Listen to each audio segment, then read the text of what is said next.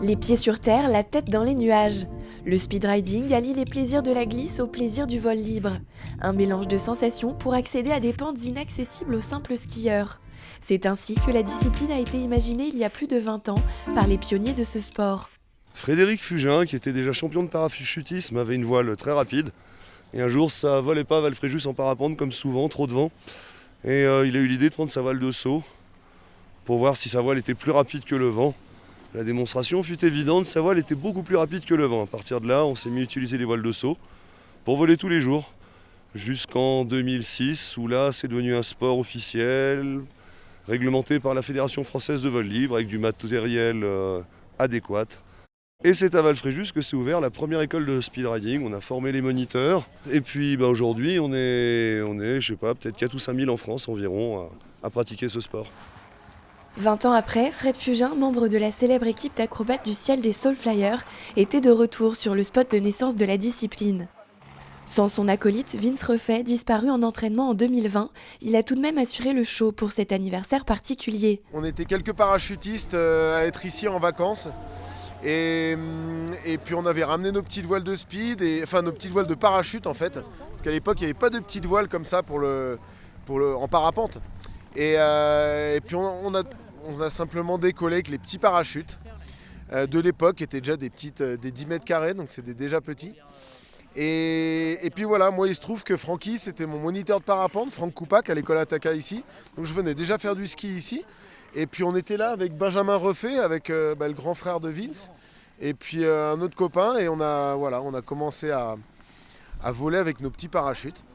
Et puis un petit peu après, il y a des parapentistes, nos copains parapentistes qui ont eu l'idée d'attacher ces petites voiles aux sellettes de parapente. Donc c'était déjà un mélange de matériel. Et puis après, il y a eu des gars comme Antoine Montant notamment qui ont ramené la technique vraiment du ski. Donc c'était vraiment un joli mélange de sports différents, de disciplines.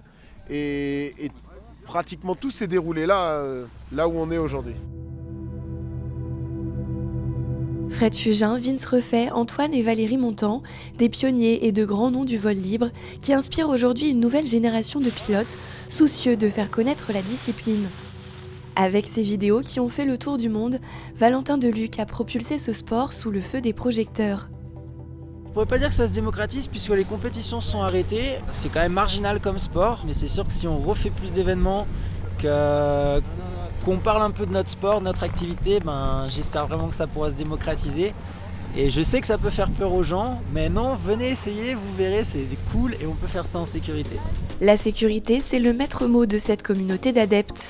Une communauté hétéroclite réunie sur les pentes qui ont vu naître ce sport hybride. Un sport extrême qui reste tout de même accessible. C'est accessible, après, surtout pour des personnes qui sont déjà bons skieurs. Il y a différents types de pratiques. On peut aller très cool, voler loin du sol et prendre ça vraiment à la cool.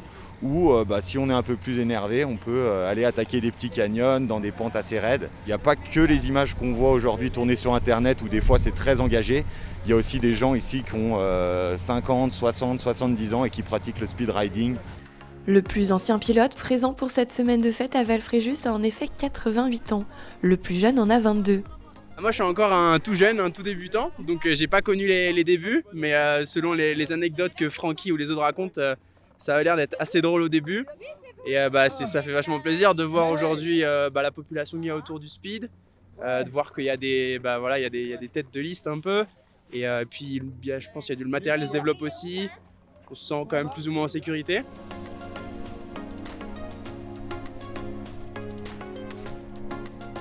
Si elles restent peu nombreuses, les femmes étaient aussi représentées lors de cet anniversaire. Elles font elles aussi bien partie de la communauté du speedriding.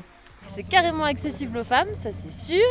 On est super bien acceptés, il n'y a vraiment pas de différence entre les hommes, les femmes, on peut faire les mêmes choses. Ça ne demande pas une force physique de dingue, donc du coup, c'est carrément accessible pour tout le monde. La grande famille du speedriding n'a donc pas fini de s'agrandir. Réunis dans leur station de prédilection, véritable terrain de jeu à ciel ouvert, les speedriders ont en tout cas porté haut les couleurs de leur sport pour célébrer dignement leurs 20 ans.